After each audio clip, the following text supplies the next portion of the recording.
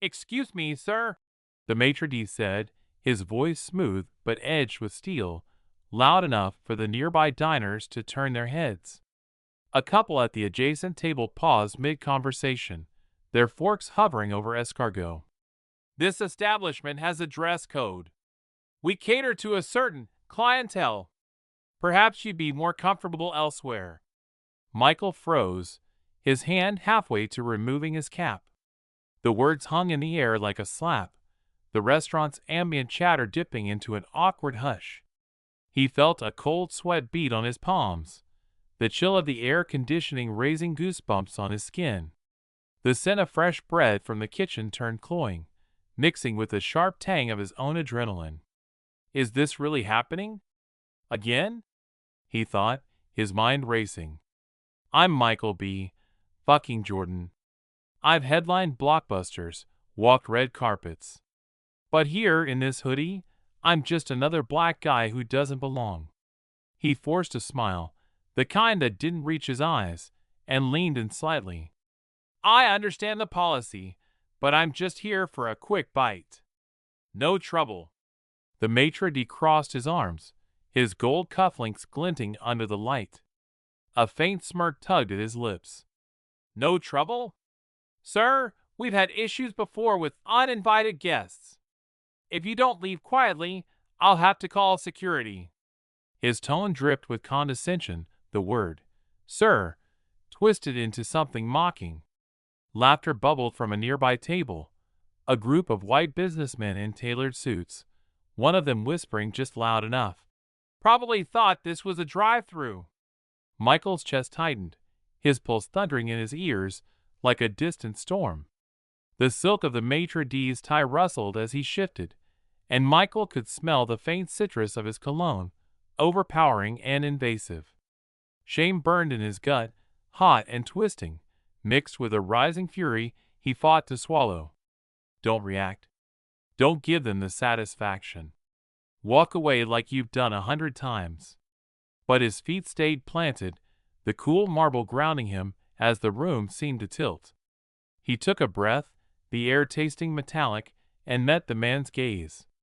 All right, he said softly, his voice steady despite the tremor in his hands. I'll go. As he turned, the whispers followed him like shadows, each one a needle prick to his dignity. Michael pushed through the doors back into the night, the warm Los Angeles breeze a stark contrast to the sterile chill inside. Streetlights buzzed overhead, casting an orange haze over the bustling sidewalk where valets in red vests hurried between luxury cars. He pulled his hoodie tighter, the soft cotton brushing against his skin like a meager shield. Why does this still get to me? He wondered, weaving through the crowd. I've got fame, money, everything they say should protect you. But one wrong outfit, and I'm back to square one. His life in Hollywood was a carefully constructed facade of success. By day, he navigated the glittering world of film sets, where directors praised his charisma and co-stars swapped stories over craft services. His trailer on the lot was a sanctuary, plush leather couches, a mini fridge stocked with green juices, the faint hum of air purifiers filtering out the smog. But even there, the undercurrents lurked. Colleagues would clap him on the back, saying things like, "You're one of the good ones, Mike," their smiles too wide, their eyes avoiding the deeper conversations about the roles he turned down, the ones that pigeonholed him as the urban hero. At home in his sleek Beverly Hills condo, the evenings were quieter. Floor-to-ceiling windows overlooked the city lights twinkling like a sea of diamonds, but the space felt empty. He'd pour himself a glass of scotch, the amber liquid cool against his fingers, and scroll through his phone, reading fan messages that alternated between adoration and veiled racism. His family back in Newark called often, his mom checking in with her warm, no-nonsense voice, reminding him to eat right, his siblings sharing laughs about old times. But they knew the toll. "Don't let them dim your light, baby," his mother would say, her words echoing in his mind as he stared at his reflection in the mirror, tracing the lines of exhaustion around his eyes. Socially, Michael moved in circles that blended celebrity glamour with subtle hierarchies. Friends, like Ryan Coogler, understood the shared glances when a producer made a joke about diversity hires. But others, the ones from privileged backgrounds, offered platitudes. "It's not about race, man. It's just business," they'd say over drinks at rooftop parties, the clink of glasses masking the unease. One evening, back on set, Michael sat in the makeup chair, the soft bristles of the brush tickling his skin as the artist applied foundation. The trailer smelled of powder and hairspray, the fluorescent lights buzzing faintly. His co-star, a white actress named Emily, chatted animatedly. "You were amazing in that scene, Michael. So raw." "Thanks," he replied, his voice even. But inside raw? Is that code for something? Later, during a table read, the director interrupted him midline. "Let's try it with more edge, Mike. You know, urban flair." The room chuckled lightly, papers rustling as heads nodded. Michael's grip tightened on his script, the paper crinkling under his fingers. Urban flair. Right. Because that's all I am to them. In a coffee break with his agent, Sarah, over steaming lattes in a sunlit cafe, the foam clinging to his upper lip, she leaned in. "We need to push for that lead role. But they're worried about marketability overseas." Her words hung heavy, the espresso's bitterness mirroring his thoughts. Marketability. Code 42 Black. These interactions built like layers of sediment, each one pressing down on his spirit. Yet he navigated them with grace, his internal mantra, stay professional. Rise above. The microaggressions accumulated like drips from a leaky faucet, each one insignificant alone, but flooding over time. It started subtly at a networking event the following week. The venue was a swanky lounge overlooking the Hollywood Hills, fairy lights twinkling against the velvet night sky. Michael arrived in a tailored suit, the fabric smooth against his skin, but the air carried a chill that wasn't just from the AC. As he mingled, a producer named Harlan approached, glass of whiskey in hand, the ice clinking rhythmically. "Michael! Loved you in Creed. You really captured that street vibe." Harlan's smile was all teeth, his breath reeking of alcohol and cigars. Michael's stomach twisted, a faint nausea rising. Street vibe. As if I grew up dodging bullets for fun. "Appreciate it," he said, forcing calm. But his hands felt clammy, the glass slipping slightly in his grip. Later, in a group conversation, another exec cut him off mid-sentence as he pitched a project idea. "That's interesting, but let's hear from Jenna. She's got the data." Jenna, a junior analyst, flushed and stammered. The interruption stung like a paper cut, sharp and unexpected. Michael's pulse quickened, the room's laughter echoing in his ears like mockery. He excused himself, stepping onto the balcony where the cool wind whipped at his face, carrying the distant hum of traffic. Why speak up? They'll just twist it. Back at the office for a script meeting, the conference room smelled of stale coffee and printer ink, the fluorescent lights casting harsh shadows on the whiteboard. His ideas were met with nods, then dismissed. "Great thought, Mike, but it might not resonate with our core audience." The words landed like weights, his chair creaking as he shifted. Internally, rage simmered, core audience. White suburbia, but he nodded, biting back retorts, his jaw aching from the tension. One afternoon, walking to his car in the studio lot, a security guard eyed him suspiciously. "ID, please." The man's voice was gruff, his hand resting on his belt. Michael produced it, the plastic card cool in his palm, but the guard lingered, scanning it twice. "Just doing my job." The sun beat down, heat radiating off the asphalt, mixing with the exhaust fumes. Shame flushed Michael's cheeks, hot and prickling. Doing your job or profiling? These moments piled up, each one eroding his facade. In his mind, he replayed them, The averted eyes, the accidental bumps in crowded halls, the whispers that silenced when he approached. He analyzed every interaction. Was that intentional? Am I overreacting? The mental gymnastics exhausting him. His body reacted too. A knot in his stomach, shallow breaths, the faint tremor in his fingers as he gripped his phone. In a quiet moment alone in his trailer, the air thick with the scent of his protein shake, he stared at the ceiling. How much longer can I pretend this doesn't break me? As the days blurred, Michael's tolerance frayed. It culminated one evening at a charity gala, the ballroom aglow with crystal chandeliers and the murmur of elite conversations. Dressed impeccably in a black tuxedo, the silk bow tie snugged against his throat, he felt the weight of expectations. The air shimmered with perfumes and the clink of champagne flutes. During a panel discussion on diversity in film, a moderator turned to him. "Michael, as a black actor, how do you handle the challenges?" The question was innocuous, but the phrasing grated. As a black actor?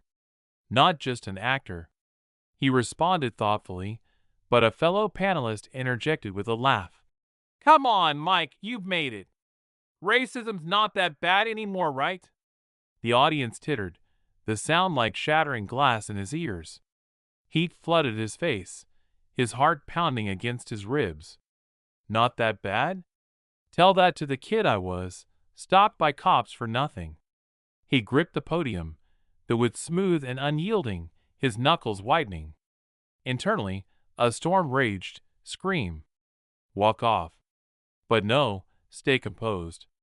He took a deep breath, the cool air filling his lungs, and met the man's eyes. "Actually, it is that bad. Every day." His voice was steady, laced with quiet steel. The room fell silent, the tension palpable, like a held breath. In that moment, something shifted. As he stepped off the stage, the applause hesitant, a resolve ignited within him. No more swallowing it. No more hiding. His muscles relaxed slightly, a warmth spreading through his chest despite the lingering chill. He envisioned steps forward, speaking out, challenging norms, protecting his dignity. Walking to his car later, the night air crisp with the scent of jasmine, he felt lighter. This is just the beginning. I won't let them define me anymore. Inside, the air was stale, heavy with the scent of burnt coffee and toner from the copier humming in the corner. The conference room's fluorescent lights buzzed faintly, casting stark shadows across the glass table where executives sat, their suits crisp and their smiles practiced. Michael took a seat, the leather chair creaking under him, his script proposal in hand. The paper felt heavy, its edges curling slightly from his nervous grip. This is my shot to tell a real story, he thought, one that doesn't reduce us to stereotypes. The meeting began smoothly, with nods and murmurs of interest as he pitched his vision, a film about a black family navigating systemic inequities, grounded in raw, human emotion. But as he spoke, he noticed the subtle shifts, the way the lead producer, Greg, tapped his pen rhythmically, his eyes drifting to his phone. Another exec, Claire, cut in with a smile that didn't reach her eyes. "It's compelling, Michael, but maybe we dial back the systemic angle. Audiences want hope, not lectures." Michael's stomach tightened, the room's air suddenly thick. "Lectures? It's my life." He forced a nod, his jaw clenching, the faint taste of bile rising. "Sure, I hear you. But the truth is what makes it resonate." His voice was calm, but inside, anger coiled like a spring. The room fell quiet, pens pausing, eyes flicking between him and the others. Greg leaned forward, his cologne sharp and citrusy. "Truth is great, but we need marketability. Maybe add a white co-lead to broaden the appeal?" The suggestion landed like a punch, casual but deliberate. Michael's fingers twitched, the script crinkling in his grip. Broaden the appeal. Code 4 make it less black. The fluorescent light flickered overhead, casting a brief shadow across Greg's face, and Michael caught a glimpse of Claire's smirk before she masked it with a sip of coffee. He took a breath, the air cool against his dry lips. "I'll consider it," he lied, his mind racing. "They don't get it. They never will." As the meeting dragged on, his ideas were dissected, softened, and repackaged into something safer. Each comment chipped away at his vision, the room's sterile hum amplifying his isolation. By the end, he left with a hollow promise to rework the script, the weight of compromise settling in his chest like damp concrete. Outside, the world moved on. Michael drove through the city, the low hum of his car's engine blending with the distant wail of sirens. At a red light, he glanced at the passenger seat, where his script lay like an accusation. "Am I selling out?" The question gnawed at him, sharp and persistent. He thought of his family, his father's stories of working double shifts in Newark, his mother's quiet strength against a world that tried to diminish her. Their resilience fueled him, but it also highlighted the stakes. "If I don't fight for this, who will?" His phone buzzed, a text from Ryan Coogler. "Heard about the gala. Proud of you, man. Keep pushing." Michael's lips twitched into a half smile, the warmth of support cutting through the fog. But it wasn't enough to erase the day's sting. He pulled into a diner, the neon sign buzzing faintly, its red glow reflecting off the wet pavement. Inside, the air smelled of grease and syrup, the clatter of dishes a comforting chaos. He slid into a booth, the vinyl cool against his thighs, and ordered a coffee, the steam rising like a ghost as he stared into its dark surface. A waitress, an older black woman with kind eyes, paused by his table. "Rough day, huh?" she said, her voice soft but knowing. Michael nodded, the weight of her empathy grounding him. "You keep your head up, sugar. They don't get to define you." Her words lingered as she walked away, her apron rustling softly. "They don't get to define me." The phrase echoed, a spark igniting in his chest. That night, in his condo, the city lights shimmering beyond the windows, Michael sat at his desk, the glow of his laptop casting blue shadows across his face. The air was cool, tinged with the faint scent of sandalwood from a candle. He opened his script, fingers hovering over the keys. No more compromises. He began rewriting, pouring his frustration into every line, crafting characters who fought back, who demanded to be seen. The click of the keyboard was rhythmic, a defiance against the day's dismissals. The next morning, Michael walked onto the set of his current project, the air thick with the scent of sawdust and paint from the constructed sets. Crew members bustled around, their radios crackling, the clank of equipment a steady pulse. He was scheduled to shoot a key scene, one where his character confronted a corrupt official. The director, a white man named Paul, approached, clipboard in hand. "Mike, let's lean into the anger here. Make it visceral, you know? Like you're tapping into something real." Michael's eyes narrowed slightly, the words stinging. "Something real. Like I don't live it every day?" He nodded, slipping into character, but as the cameras rolled, he channeled more than the script. His voice trembled with a raw edge, his fists clenched, the heat of the studio lights burning against his skin. "You think you can bury us?" he spat, the line scripted but infused with his own fire. "We're not invisible." The set fell silent, the crew exchanging glances, the air heavy with unspoken tension. After the take, Paul clapped him on the shoulder. "That's the stuff, man. Raw." There it was again, raw. Michael's smile was tight, his pulse quickening.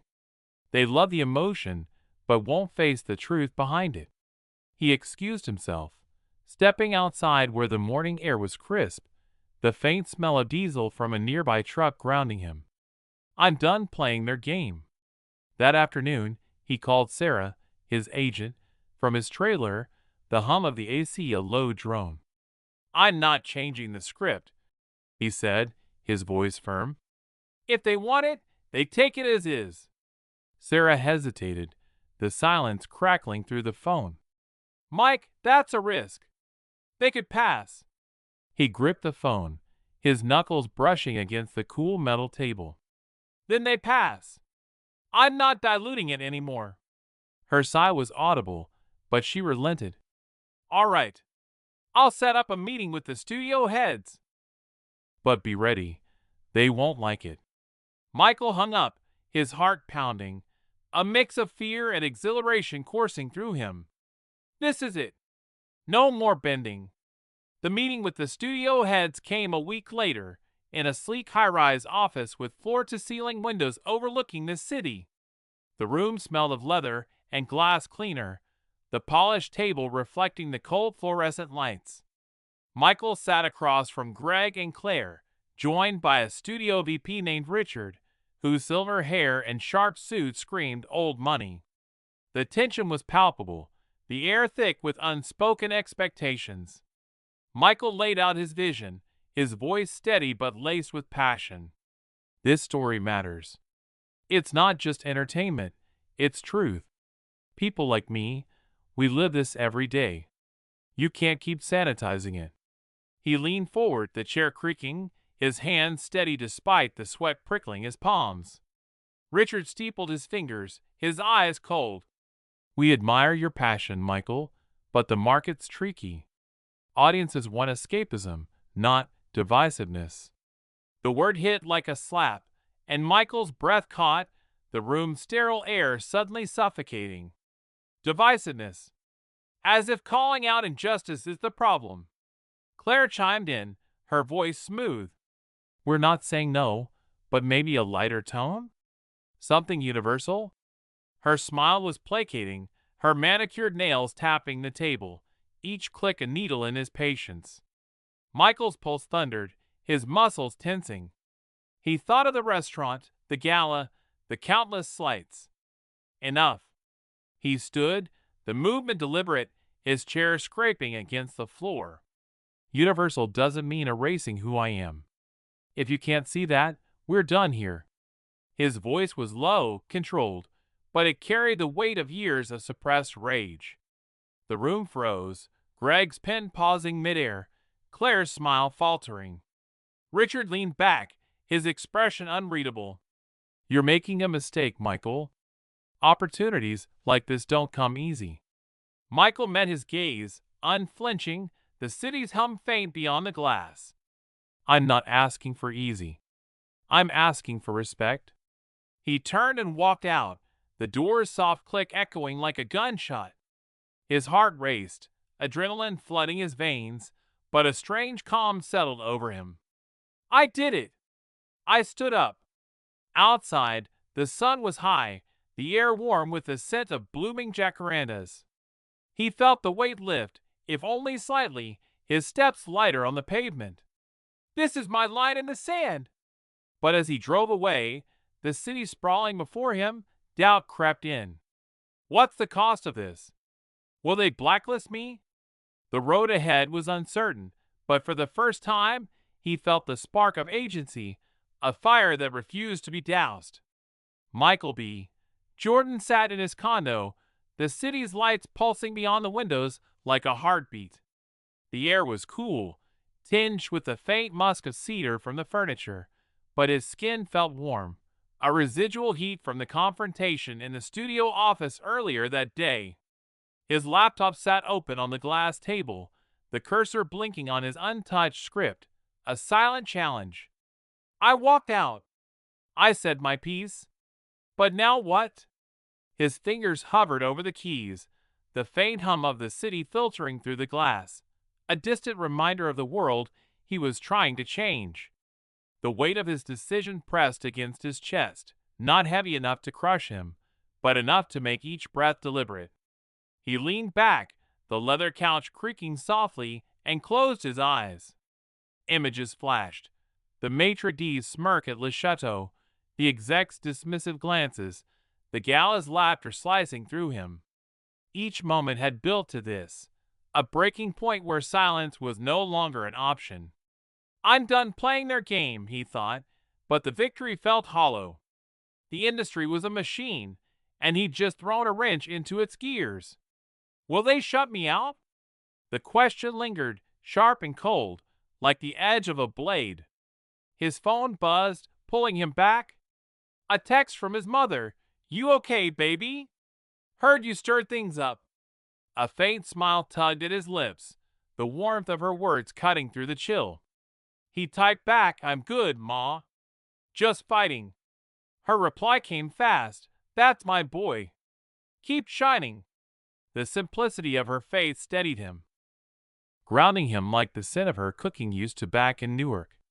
Michael stood, pacing the hardwood floor, his sneakers silent against the polished surface.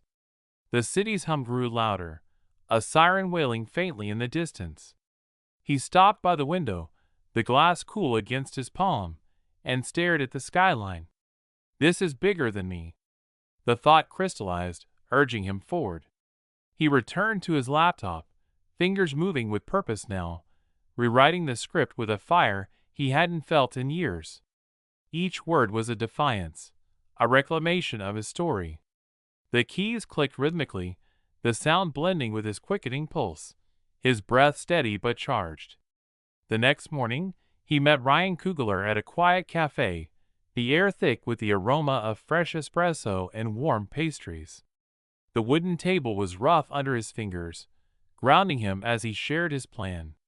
I'm taking the script independent, Michael said, his voice low but firm. No more compromises. I'll produce it myself if I have to. Ryan leaned back, his eyes gleaming with respect. That's a bold move, Mike. Risky, but bold. The clink of a coffee cup punctuated the moment, the steam curling like a question mark. You sure you're ready for the pushback? Michael nodded, the weight of his choice settling deeper. I'm done waiting for their permission. His voice carried a quiet strength, the kind forged in countless slights. Ryan grinned, clapping him on the shoulder, the warmth of the gesture lingering like sunlight. Later that day, Michael stood before a small group of young actors at a community workshop, a last-minute favor for a friend. The room was modest, with peeling paint and the faint smell of chalk dust, but the energy was electric. The kids, mostly black and Latino, their eyes wide with ambition, hung on his every word. He spoke candidly, the fluorescent lights casting soft shadows across their faces. You'll face doors that won't open, he said, his voice steady. People who'll try to shrink you. But your story? That's your power. Don't let anyone take it. A girl in the front row, her braids adorned with beads that clicked softly as she moved, raised her hand. How do you keep going when they don't listen? Her voice was small but fierce, mirroring his own buried doubts. Michael paused, the question slicing through him. He felt the room's eyes, the weight of their hope. You keep going because you're enough, he said, his voice catching slightly. Because your voice matters, even when they try to drown it out. The words were for them, but also for himself, a mantra against the noise. The room erupted in applause, the sound washing over him like a tide, cleansing the sting of the past weeks. That evening, Michael attended a small industry event, a low-key fundraiser for underrepresented filmmakers. The venue was an open-air courtyard, fairy lights twinkling against the dusk, the air rich with the scent of grilled food and blooming jasmine. He mingled, his tailored jacket smooth against his skin, but his mind was elsewhere. This is my fight now. He networked with indie producers, planting seeds for his project, each conversation a step toward reclaiming his narrative. As he spoke with a young director, a familiar figure approached, Greg, the studio exec from the disastrous meeting. Michael's pulse quickened, his muscles tensing, the memory of their confrontation sharp. Greg's smile was cautious, his whiskey glass catching the light. Michael, he said, voice smooth but strained. Heard you're going indie. Bold move. Michael met his gaze, unflinching, the night air cool against his face. Had to, he said simply. Some stories need to be told right. There was no malice in his tone, only resolve, but the weight of it hung between them. Greg nodded, a flicker of something, respect, or perhaps discomfort, crossing his face before he moved on. As the event wound down, Michael stepped to the edge of the courtyard, the city sprawling below, its lights a constellation of possibilities. His phone buzzed, a message from Sarah. Got interest from 2 indie investors. Your script's making waves. A rush of relief flooded him, his breath catching, the jasmine sweetness grounding him. It's happening. But then came the twist, subtle yet seismic. As he scrolled through his phone, a news alert popped up.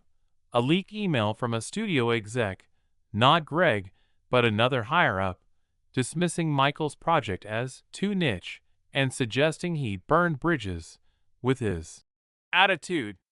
The word stung, a cold slap of reality. They're already trying to bury me. Yet, as he read further, he saw the backlash. Posts on X, fans and peers rallying behind him, calling out the industry's hypocrisy. The tide was shifting, not fully, but enough to spark hope. Michael pocketed his phone, the night air crisp against his skin. He stood taller, his shadow stretching across the stone path, the city's pulse syncing with his own. They can try to silence me, but I'm not invisible. The fight wasn't over. It never would be, but in that moment, he felt the weight of his dignity, unyielding and whole. The courtyard's lights flickered, casting a glow that felt like a promise, and he stepped forward, ready for whatever came next.